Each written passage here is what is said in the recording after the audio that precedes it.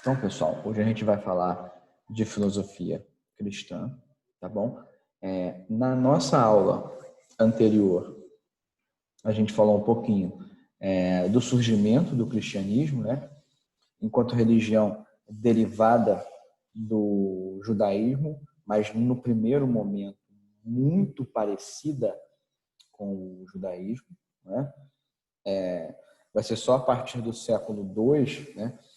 Se eu não estou enganado, em 1324, com Constantino e o Concílio de Nicéia, que os grandes bispos, enfim, pensadores, as grandes autoridades da igreja nascente, eles começam a desenhar, começam a estabelecer algumas particularidades teológicas que vão fazer com que o cristianismo ele mantenha, sim, algumas similaridades com o judaísmo, né? Já que é uma religião derivada.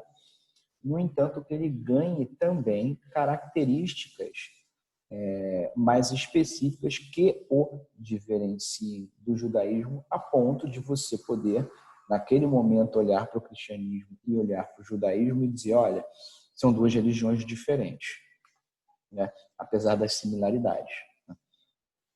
Quando a gente for falar da falsafa, que é a filosofia árabe e do próprio islamismo, a gente vai ver também que chega um determinado momento que essa religião ela ganha um corpo próprio, né? A ponto da gente poder diferenciar e dizer é uma religião diferente do cristianismo e do judaísmo, apesar de manter alguns elementos que são comuns, né? Bom, a gente falou um pouquinho sobre o cristianismo, né? Que do ponto de vista sociológico, ele cresce de baixo para cima, ele cresce numericamente falando, ele cresce de baixo para cima, ou seja, ele é inicialmente uma religião que tem um apelo popular grande, porque é uma religião libertadora, né? No sentido da liberdade não aqui nesse mundo, mas a liberdade num outro mundo. E que esse mundo aqui, independentemente do que você e você tem a possibilidade de adentrar o reino dos céus em pé de igualdade com qualquer outro indivíduo, com qualquer outra pessoa.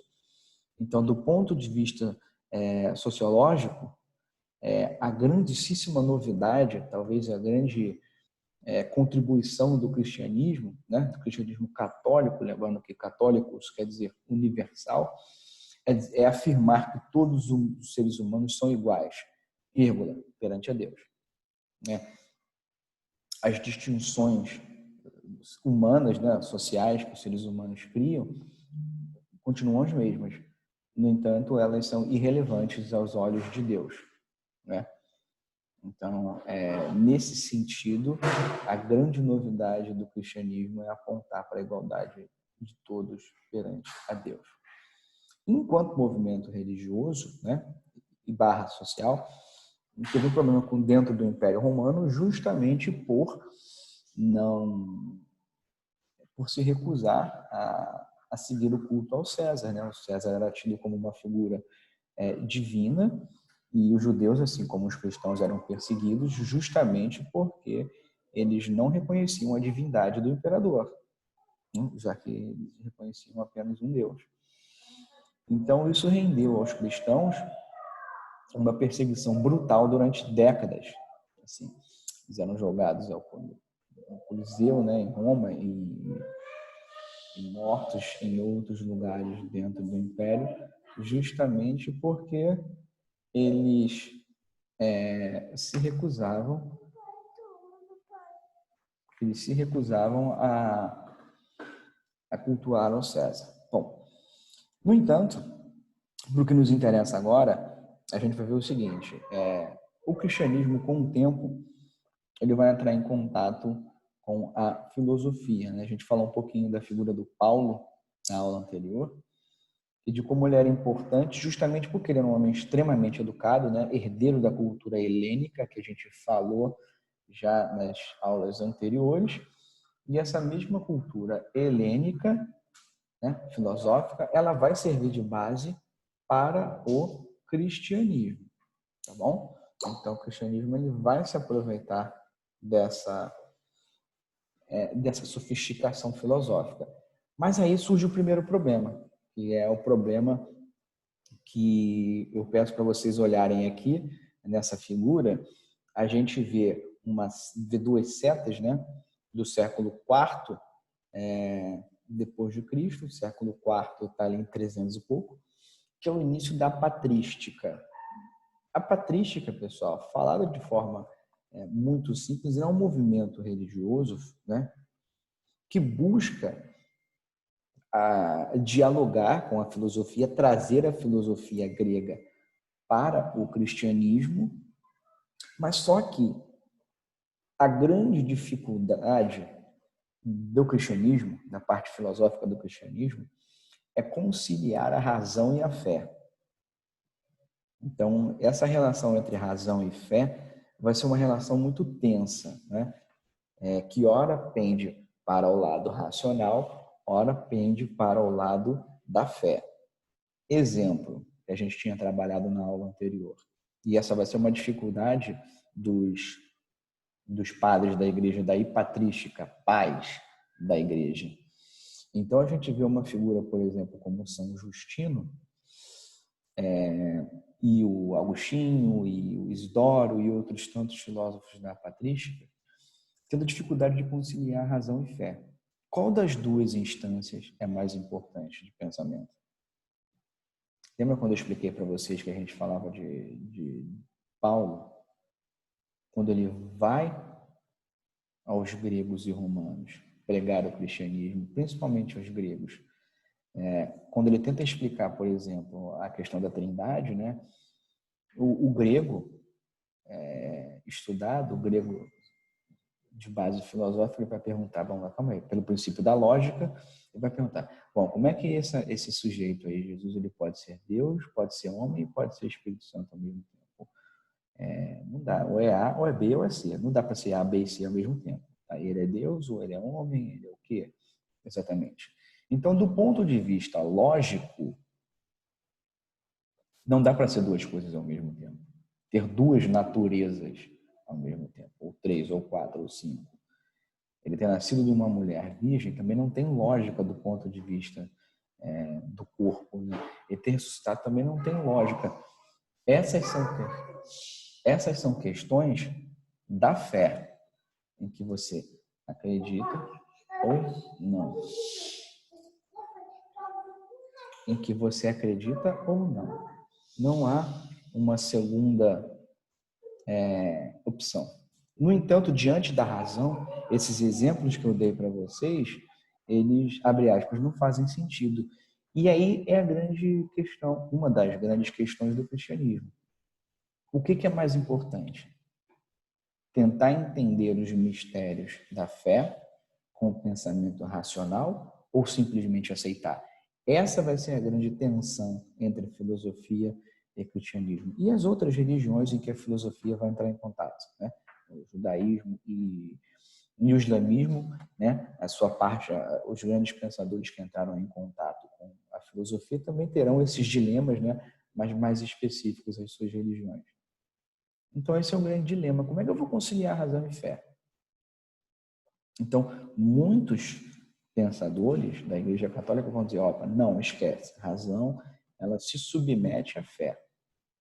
Outros vão dizer, opa, não, dá para conciliar. O pessoal da patrística, que é o que nos interessa aqui, eles vão dar mais destaque à fé do que à razão. Então, basicamente, eles vão dizer isso. Há conhecimentos em que a razão pode, sim, nos levar, mas há conhecimentos que só a fé pode nos guiar. E aí entra a questão do cristianismo. Então, assim, não se explica a Santíssima Trindade. Aceita-se. Ponto final. Então, não tem como você dialogar, explicar filosoficamente, porque do ponto de vista humano, o ser humano não tem a capacidade de entender. Lá da escolástica, que a gente vai ver no próximo capítulo com o Santo Agostinho, a gente vai ver que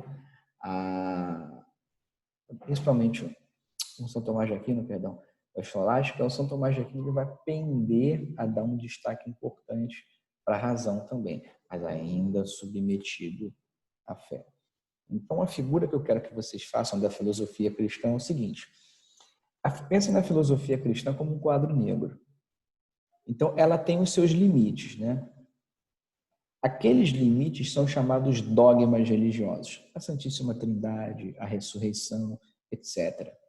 Esses são dogmas. O dogma você não mexe com ele. Então, se você tem aquele quadro, o limite daquele quadro são os dogmas. Ali dentro daqueles limites, você pode, como num quadro negro, escrever o que você quiser.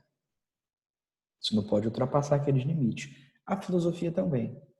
Ela pode se fazer, ela pode propor questões dentro do cristianismo, contanto que ela não questione os dogmas. Então, você pode tentar explicar filosoficamente a questão religiosa. Você só não pode negar a Santíssima Trindade, por exemplo. Então, é importante que vocês entrem em contato com essas questões, tá bom? Então, vamos para o Santo Agostinho, que é o tema inicial da nossa aula de hoje. Bom, o Santo Agostinho, ele está dentro desse movimento da patrística, tá bom? Agostinho, também conhecido como Agostinho de Hipona. Hipona é uma era uma cidade era uma região do norte da África, bom, onde hoje é a Argélia, mas era uma cidade rica, né, do ponto de vista comercial, mas rica também do ponto de vista cultural. Como aquele berço ali do Mediterrâneo, né, que a gente falou bastante nas aulas anteriores. Então, é uma região em que o contato cultural, o diálogo cultural, ele é muito intenso. Então, a gente vai ver que o Santo Agostinho, ele era um homem cuja trajetória individual levou a ele a filosofia, tá bom? Então, ele era um homem extremamente sofisticado para a época, né? Do ponto de vista formal, né? Ele tinha formação em filosofia, chegou a ser professor de filosofia, né? Então, ele era um homem que tinha conhecimentos sofisticados para a época, tá bom? Mas a gente vai ver que a própria trajetória dele enquanto intelectual vai influenciar a contribuição que ele mesmo vai dar para o cristianismo. Então, lembrando, a gente já passou do Concílio de Nicéia em 1354, quando o Agostinho nasce. O cristianismo ele já é uma religião tolerada dentro do Império Romano, tá bom? O Edito de Milão é de 313 com Constantino. A partir do Edito de Milão, vai dizer basicamente o seguinte: olha, os cristãos eles têm liberdade de culto. O próprio Constantino ele foi o primeiro imperador cristão. Então, o cristianismo ele se tornou uma religião vencedora na principal cidade do mundo naquela época, né? Então, se o cristianismo não tivesse chegado ao trono do imperador, talvez ele não tivesse vingado enquanto religião, né? Não tem como dizer o si em história.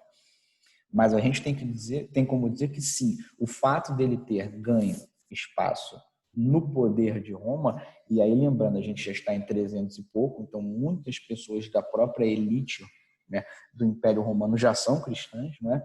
A própria mãe do Agostinho era cristã.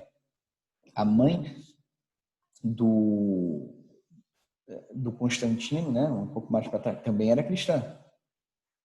E depois do Constantino, todos, com exceção do Juliano, né, que por acaso era sobrinho do Constantino, com exceção do Juliano, que teve um governo muito pequeno, todos os outros imperadores, até a queda do Império Romano do Ocidente e depois do Oriente, com Constantinopla, todos os outros imperadores eram cristãos. Então, o cristianismo ele colou com o poder. Em 394, com o Edito de Tessaleia, o Império Romano torna-se oficialmente um império cristão. E aí de perseguidos a perseguidores. E aí será a vez das autoridades mais intolerantes do cristianismo e do próprio imperador perseguirem os não cristãos, tá bom?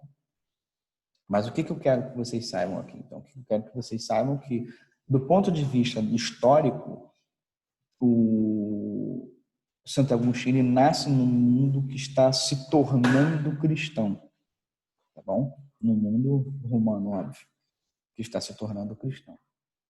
Ele, inicialmente, nega o cristianismo, né? Apesar da mãe dele lá insistir, ele nega. Mas com o passar do tempo, por questões pessoais, então ele começa a se inquietar espiritualmente, digamos assim. Só que ele ainda não consegue explicar algumas questões importantes para a própria filosofia e para a própria religião, né? Como eu disse, o cristianismo ele não respondia a tudo. Então, essa trajetória dele, Agostinho, é a trajetória dele enquanto contribuidor para o cristianismo. Então, a primeira corrente religiosa / filosófica que esse sujeito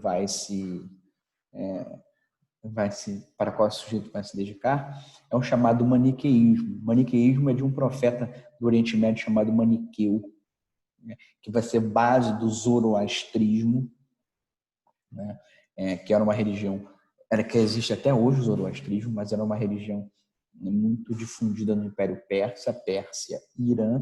O Irã está ali do lado de onde hoje é Israel, Líbano, Síria. Então, do ponto de vista da circulação de ideias,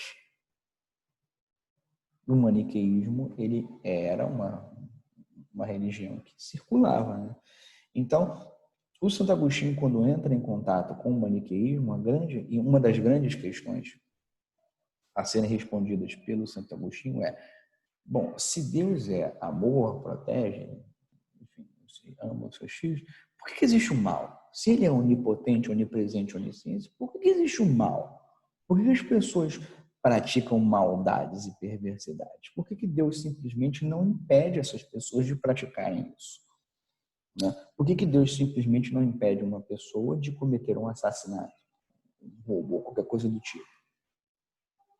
Essa é uma questão que atormentava ele. Então, quando ele se dirige ao maniqueísmo, o maniqueísmo ele traz uma discussão sobre a existência do mal baseada numa ideia de duplicidade. Por isso que até hoje o adjetivo maniqueísta ainda existe. Quando a gente fala, pô, fulano é maniqueísta. Por quê? Porque ele enxerga tudo, é isso, é 880, ou bem ou mal, não tem meio termo. Ou você é bonzinho ou você é malzinho.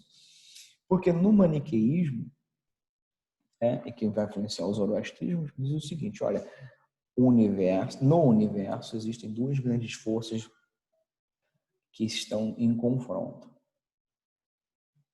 que é o bem e o mal. O zoroastrismo vai dizer dos dois deuses, o deus do bem, o deus do mal. E o zoroastrismo vai dizer um profeta, olha o que eu estou dizendo, um profeta, no fim dos tempos, nascido de uma virgem, encerrará essa batalha. Encerrando essa batalha, o bem vence e os justos serão recompensados, o mal perde, os injustos serão punidos. A gente já ouviu falar dessas ideias em algum lugar, né? São ideias muito parecidas com ideias do próprio cristianismo, né?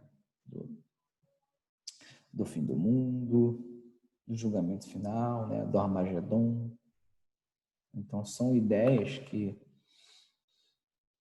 não nascem no cristianismo, como eu disse, o cristianismo, essa ideia de Armagedon, de luta do bem e do mal, de não sei o que, ela é estranha ao judaísmo. Mas ela não é estranha ao cristianismo.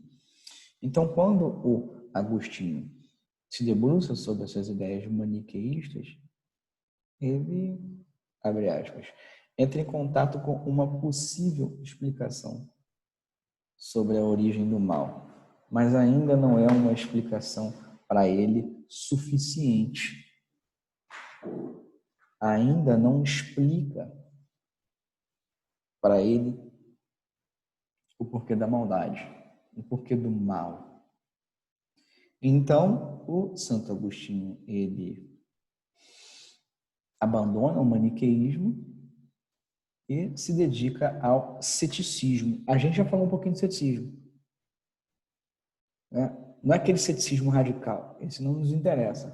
O ceticismo que nos interessa aqui é o seguinte: o Santo Agostinho vai dizer o seguinte: olha, o ser humano, pelo fato de ser limitado, ele é incapaz de conhecer a verdade plena do mundo. Existem verdades e existem questões tão profundas e tão complexas que elas simplesmente escapam à capacidade humana de compreensão. A existência, a origem do universo e assim por diante. Então, um exemplo simples. Escapa, o ser humano não tem capacidade para conhecer isso. É muito profunda, não dá. Então, o ceticismo faz com que Agostinho mergulhe na negação da capacidade humana de conhecer. Mas assim como o maniqueísmo, ele também, abre aspas, para o Agostinho, ele também não explica o porquê da maldade. Negar que o ser humano é capaz, afirmar que o ser humano é capaz de não, é incapaz de conhecer as coisas, não resolve a questão do mal. Não responde a pergunta que tanto inquieta ele. Então a gente vai ver que o Agostinho, ele entra em contato com o neoplatonismo. O neoplatonismo, pessoal, ele é uma leitura religiosa das ideias de Platão, né? Um caráter um pouco mais religioso. A gente voltando um pouquinho, quando o Platão afirma que há duas realidades, a do mundo inteligível, que é o mundo perfeito, imutável, de onde todas as ideias nascem, de onde a alma residia antes de encarnar neste mundo aqui. E que mundo é este aqui? É um mundo sensível, um mundo da mudança, um mundo da corrupção. Corrupção no sentido que as coisas se corrompem, elas se desfazem, elas acabam.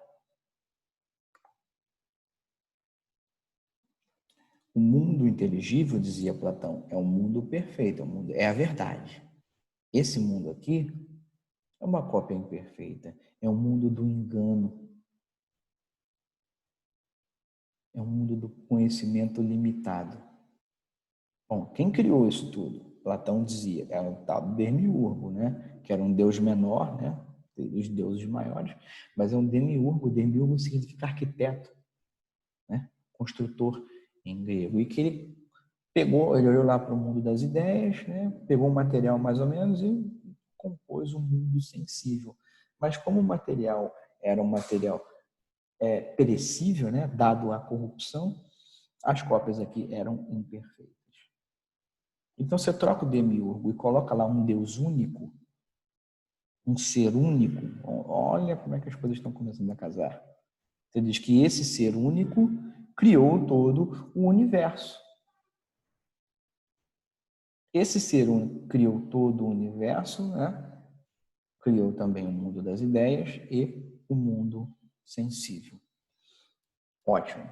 Essas ideias, né, para o Agostinho, elas continuam não respondendo à pergunta principal, que é, tá, por que o mal existe?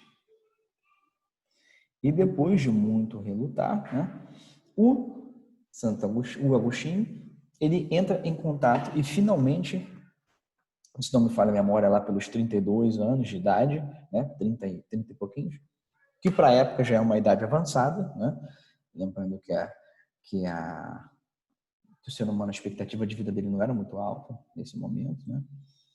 ele entra em contato com o cristianismo. Então, o que ele faz? Todas as contribuições anteriores do maniqueísmo, do ceticismo e do neoplatonismo, ele traz para o cristianismo. Tá bom? E contribuições essas, a gente vai dar uma pincelada na próxima aula, a gente destrincha elas. Do maniqueísmo, ele trouxe a discussão sobre o bem e o mal.